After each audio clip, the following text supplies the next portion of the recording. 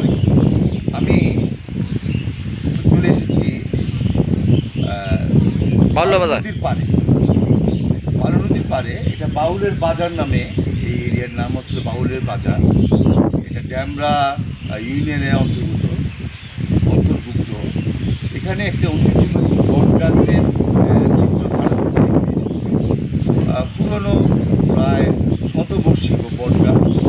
বট গাছটা কেন্দ্র করেই এখানে একটা মন্দির, এখানে একটা আবার মেলা হয় প্রতি বছর, অনেক বড় একটা মেলা হয়।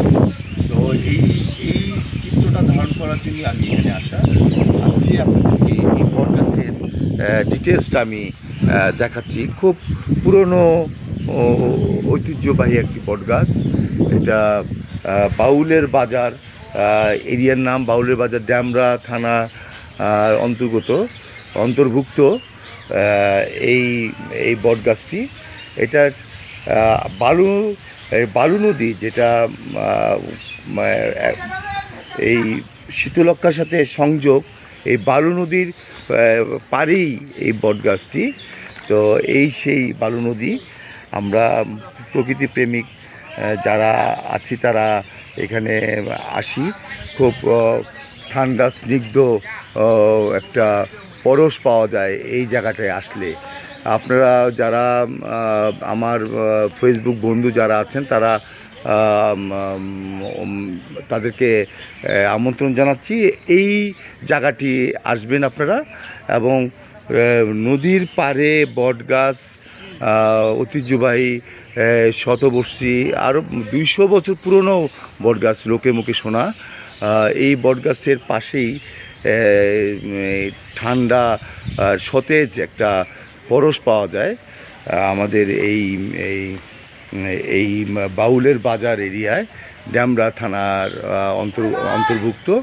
তো আপনারা সবাই আসবেন। আমি আপনাদেরকে আমন্ত্রণ জানাচ্ছি যে এই এই বট গাছটি দেখার জন্য আসবেন। নদীর পাড়ের বট গাছ। হ্যাঁ, এই পাথরটা পুরান না,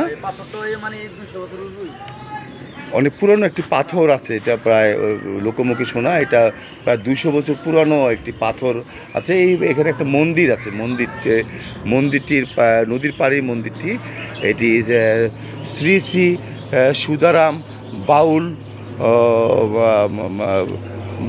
বাউল সেবাশ্রম, বাউলের বাজার। এটা 69 নং ওয়ার্ড, ঢাকা মহানগর দক্ষিণ সিটি কর্পোরেশনের ড্যামরা অন্তর্ভুক্ত। তো আমরা এখানে ঠিক এটা বালু নদীর পাড়েই এই এই এই মন্দিরটি অবস্থিত। এবং একটি বটগাছ, ঐতিহ্যবাহী বটগাছের পাশে এই মন্দিরটি। এই বটগাছকে ঘিরেই এই মন্দিরটি অবস্থান। আর এই সেই বালু নদী, সুন্দর প্রবাহমান স্বচ্ছ।